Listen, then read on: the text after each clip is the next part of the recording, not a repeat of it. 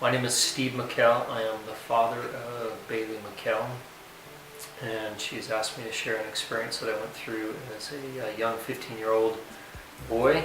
I grew up in Salt Lake City. My father was employed by First Security Bank. My mom worked for a physical therapy company in Salt Lake City. I have an older sister, but at the time of this incident, she was married and out of the house, so I was the only child at home. January 6, 1983, I had arrived home from school about 10 minutes to 3, as I normally did, and I'd reached out to my mother to let her know that I'd intended to go play racquetball at the Common Heights Spa, which was just near our house, with a neighbor buddy of mine. And the doorbell rang at 3 o'clock. In anticipation of it being my friend, I grabbed my jacket and went to the door. Unfortunately, it was not my friend, but rather was an individual dressed in a brown UPS uniform, posing as a delivery man. Had a package. I signed for it. He stated that his van had broken down around the corner. Wondered if he could borrow my phone to reach out to his boss because he wasn't sure what he needed to do. So I actually did not want him to come into the home, so I said, no, I'd rather that you not. And then at that point in time, he pulled a small handgun out of his vest, put it into my chest, and forced his way into the entryway of our home, back into our dining room area. As you can well imagine, I was a pretty frightened 15-year-old young man. I didn't grow up around guns, and now here I've got a gun basically in my chest. And this individual said that he was a police officer making a drug bust. I asked for identification. He delayed. He's now got me on my stomach with my hands behind my back. He's handcuffed me behind my back. He then proceeds to handcuff me at my ankles and takes a piece of rope, ties it on the handcuffs on my ankles up behind my back around my neck, which would cause restraint if I were to jerk my legs or move too much. He then had me roll over, and he stuffed a bandana in my mouth and then wrapped duct tape around my head three or three times to secure that bandana. By this time, his story had changed. He said that him and his buddies were professional thieves and all they wanted was money. Obviously, I offered him anything in the house. I didn't have any money really on me, but I knew where things were in the house that he might be after. And he said, no, we know what we're after and we know where we can find it. He then took 2 Polaroid pictures of me to then prove to my father later that he had me. And then he proceeded to blindfold me. Following the blindfolding, he went out on the front porch where he had a large refrigerator-sized box on the dolly or a hand cart. Wheeled that into the entryway of our home, came back to me, grabbed me by my ankles, dragged me into the entryway, and essentially stuffed me into this large refrigerator-sized box and told me to lean against the support of the dolly. He then wheeled me out of my home. I felt myself go down a couple of steps. I knew exactly where I was. A couple more steps up onto the driveway and then up onto the main sidewalk, and we began heading north down the sidewalk, where he had a van waiting for us. He got to the van, pulled the ramp out of the back of the van, opened the doors, wheeled me up into the van. It was basically just a regular sized van with 2 front seats and then just basically cargo space in the back of the van. He then got in the van and said that he could see his buddies coming, and then started the van and drove away. And I knew that nobody had entered that van with him or myself, so I knew that it was basically just the 2 of us, which is pretty important as things progress, that I know that it was just the 2 of us. We drove about 5 miles away from my home to what I refer to as a chicken coop. Got me to the chicken coop and basically backed the van up into the driveway of this home.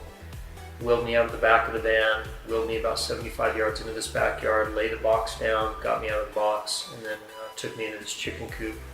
Chicken coop is about 12 feet long, 10 feet wide, and as he took me into this chicken coop, obviously I'm blindfolded at the time, I don't see where we're going.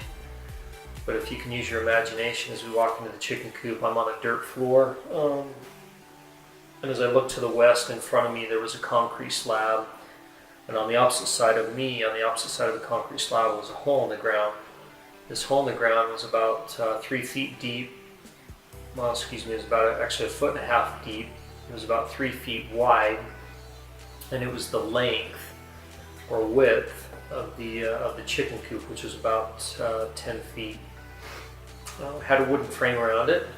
So he helped me up onto this concrete slab, which was about 18 inches thick, because it was the thickness of the depth of the hole, if you will, that he was about to lay me down in. He lays me in this hole in the ground. It's got a wooden frame all the way around it.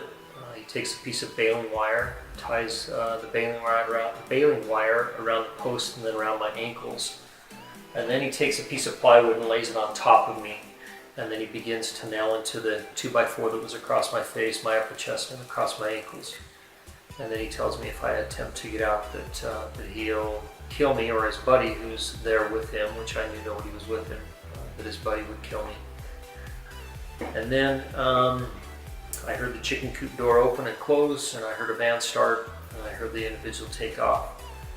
So I had a couple of decisions to make at this point in time. Number one would be, do I comply with what this individual has asked me to do, which is to lay here and wait for somebody else to determine my future, or do I make the decision on my own to break out? And I chose the latter. So the first thing I did was those nails that went through the 2x4 across my face, I got the blindfold caught on those nails and pulled forward, and the gauze pads that he had put over my eyes fell off. The stocking cap was still on my head. And then I began to kick the plywood, and as I began to kick the plywood, I realized that I was tied to this wooden frame. And so I just simply thought it was a rope that I could jerk a couple of times and that the rope would break. Well, unfortunately that didn't occur, because the rope was baling wire, which is very flexible but very durable. So the next plan that came into my mind was that 2x4 that went across my ankles was to lift up. Fortunately for me, the post of this wooden frame was on top of the ground, not in the ground. So as I lifted up, the baling wire slipped off the post, and so now the baling wire is still tied around my ankles, but no longer securing me to this wooden frame.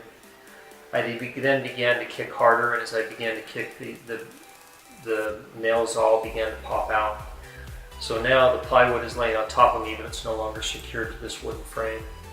I slid my head up and under and sat up and rolled up onto the concrete slab and managed to stand up.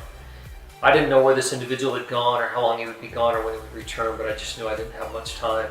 So the chicken coop had two doors.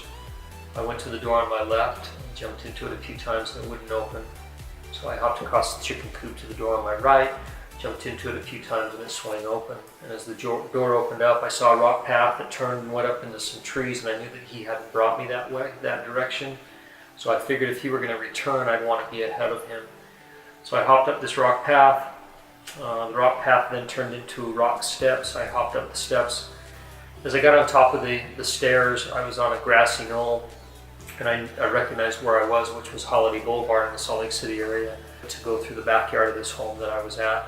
Not knowing if anybody was in the home or if the home was occupied, but I had no choice but to try and make my way to the front entryway of this home, or the driveway of the home, to get out onto Holiday Boulevard to make my escape. Fortunately for me, the home was empty. It was vacant, which was one less obstacle I had to worry about trying to overcome. So I hopped out to the driveway out on the main entrance and out onto Holiday Boulevard. I'm on the west side of Holiday Boulevard, and on the east side of Holiday Boulevard now there's a young man that's happening to be jogging southbound on Holiday Boulevard on the east side. So I hopped across the street. If you can imagine what I look like, my handcuffs are still on my hands, which are behind my back, the ankles. The rope that was around the handcuffs on my ankles and up around my neck didn't ever seem to cause me restraint, so I'm believing it must have been a scare tactic, or he misjudged my height. And then I had the duct tape still around my head, and then I had a stocking cap on my head, but obviously the gauze pads were gone, the blindfold was gone. So I hop across the street, I stop this young man, he takes the duct tape off my head, pulls the bandana out of my mouth, and then I now am concerned because not only is my life in danger, but I've also endangered this young man's life. So he literally throws me over his shoulders like a sack of potatoes and takes off running to a nearby house where fortunately a lady was backing out of her driveway, and we stopped her. I asked if I could please use her phone as I needed to make a phone call to my father. She was kind enough to allow me to do so. I got in her home, and the first phone call I made was to my father, and I explained to my father that I'd been kidnapped but I'd escaped, And my dad said, "Son, I want you to hang the phone up and call the authorities," which I did. So now, where I was held captive, they had the place surrounded. The FBI was there, hiding out, I'm sure, behind every tree and every bush. And as this individual pulled into the driveway, got out of the vehicle and walked back to the chicken coop, fortunately they were able to apprehend him. I later that evening made a positive identification on the individual, which eventually he pleaded guilty to kidnapping. Kidnapping now is actually up to a life sentence. At that time it was only a maximum sentence of 20 years, and he did receive a maximum sentence of 20 years.